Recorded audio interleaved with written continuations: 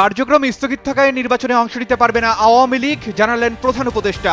ধর্মের নামে যারা ব্যবসা করে তারাই চায় নারীরা ঘরে থাকুক, বললেন সালাউদ্দিন। দেশের উন্নয়নের স্বার্থে নারীদের দক্ষভাবে গড়ে তুলতে হবে, বললেন সেনাপ্রধান। কাঠামোগত সংস্কারে বাংলাদেশের উল্লেখযোগ্য অগ্রগতি, বলছে IMF। দিল্লি সফরে যাচ্ছেন জাতীয় নিরাপত্তা উপদেষ্টা খলিলুর রহমান। স্থগিত নগরবাউল জেমস ও আলী আজমতের কনসার্ট। ট্রাম্পের কাছে ক্ষমা চাইল ব্রিটিশ সংবাদ মাধ্যম BBC। 3 দেশের 4 সংগঠনকে সন্ত্রাসী গোষ্ঠী ঘোষণা করল যুক্তরাষ্ট্র। হামজা জায়ানের ইনজুরি নিয়ে স্বস্তির খবর এবং আয়ারল্যান্ডকে ইনিংস ও 47 রানে হারালো বাংলাদেশ। সন্ত্রাস বিরোধী আইনে কার্যক্রম স্থগিত থাকায় আসন্ন নির্বাচনে আওয়ামী লীগ অংশ নিতে পারবে না বলে মন্তব্য করেছেন প্রধান উপদেষ্টা প্রফেসর মোহাম্মদ ইউনূস। এ কারণে নির্বাচন কমিশন নিবন্ধিত রাজনৈতিক দলের তালিকা থেকে বাদ দিয়েছে দলটিকে। বৃহস্পতিবার অতিথি ভবন যমুনায় ব্রিটিশ আন্তর্জাতিক উন্নয়ন মন্ত্রী ব্যারনেস জেনি চ্যাপম্যানের সঙ্গে বৈঠকে কথা বলেন তিনি। এ সময় আগামী জাতীয় নির্বাচন অবাধ, সুষ্ঠু ও অন্তর্ভুক্তি করার অঙ্গীকার পুনর্ব্যক্ত করেন প্রধান উপদেষ্টা। যারা ধর্মের নামে ব্যবসা করে তারাই নারীদের ঘরে রাখতে চায় বলে মন্তব্য করেছেন বিএনপির স্থায়ী কমিটির সদস্য সালাউদ্দিন আহমেদ। তিনি বলেছেন, যারা ধর্মের নামে ব্যবসা করে জান্নাতের টিকিট বিক্রি করে রাজনীতি করতে চায় তারা চায় নারীরা ঘরের ভিতর থাকুক। তারা চায় নারীদের কর্মঘণ্টা কমিয়ে দিতে, যার ফলে ঘরের ভেতর থাকবে নারীরা ও প্রতিষ্ঠানের মালিকেরা চাকরি দেবে না।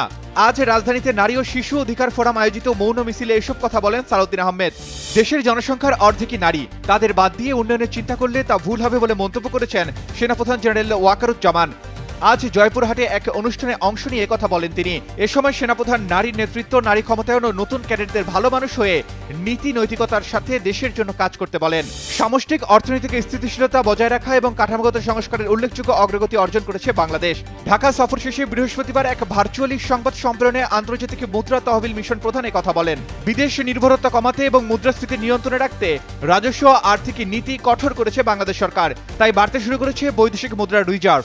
19 নভেম্বর দিল্লি সফরে যাচ্ছেন অন্তর্বর্তী সরকারের জাতীয় নিরাপত্তা উপদেষ্টা খলিলুর রহমান। ভারত মহাসাগরীয় অঞ্চলের জাতীয় নিরাপত্তা উপদেষ্টার সম্মেলনে যোগ দিতে ভারতের জাতীয় নিরাপত্তা উপদেষ্টা অজিত দোভালের আমন্ত্রণে 2 দিনের সফরে দিল্লি যাচ্ছেন তিনি। 20 নভেম্বর ভারত মহাসাগরের 5টি দেশের জাতীয় নিরাপত্তা উপদেষ্টার 7ম কলম্বো সিকিউরিটি কনক্লেভের সম্মেলন আয়োজন করেছে ভারত। স্থগিত হয়েছে নগরবাউল জেমস ও পাকিস্তানি আলী আজমতের লেজেন্ডস লাইভ ইন ঢাকা শীর্ষক কনসার্ট।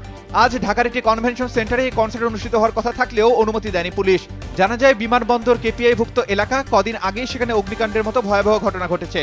সবকিছু বিবেচনা করে এই মুহূর্তে ওই এলাকায় কনসার্টের অনুমতি দেয়নি পুলিশ। অন্য জায়গায় কনসার্ট আয়োজনের পরামর্শ দেওয়া হয়েছে আয়োজকদের। তবে কনসার্টের নতুন তারিখ ও ভেন্যু সম্পর্কে শীঘ্রই জানাবেন বলেছে আয়োজক প্রতিষ্ঠান। যুক্তরাষ্ট্রের প্রেসিডেন্ট ডোনাল্ড ট্রাম্পের কাছে আনুষ্ঠানিকভাবে ক্ষমা চেয়েছে যুক্তরাষ্ট্রের সরকারি সম্প্রচার মাধ্যম BBC। একটি প্রামাণ্যচিত্রে বিভ্রান্তিকরভাবে ট্রাম্পের বক্তব্য সম্পাদনার কারণে ভুল বার্তা ছড়িয়ে পড়ায় সমালোচনার মুখে পড়ে সংবাদ মাধ্যমটি। জার্মানি, ইতালি ও গ্রিস ভিত্তিক 4টি সংগঠনকে সহিংস অ্যান্টিফা নেটওয়ার্ক চিহ্নিত করে সন্ত্রাসী গোষ্ঠী হিসেবে তালিকাভুক্ত করেছে যুক্তরাষ্ট্র। বিপ্লবী মার্ক্সবাদী মতাদর্শে বিশ্বাসী এসব গোষ্ঠীগুলোর বিরুদ্ধে অ্যান্টি আমেরিকানিজম, অ্যান্টি ক্যাপিটালিজম ও অ্যান্টি ক্রিশ্চিয়ানিটির নামে দেশে বিদেশে সহিংসতা উস্কে দেওয়ার অভিযোগ তুলে ধরেন মার্কিন পররাষ্ট্রমন্ত্রী মার্কো রুবিও। সফরকারী আয়ারল্যান্ডকে সিলেট টেস্টে ইনিংস ও 47 রানে হারিয়েছে বাংলাদেশ। ইনিংস ব্যবধানে হার এড়ানোর জোর চেষ্টা করে শেষ পর্যন্ত আর সফল হতে পারেনি আইরিশরা। চতুর্থ দিনে তাদের সে পথের কাঁটা হয়ে দাঁড়ায় বাংলাদেশ দলের স্পিনাররা।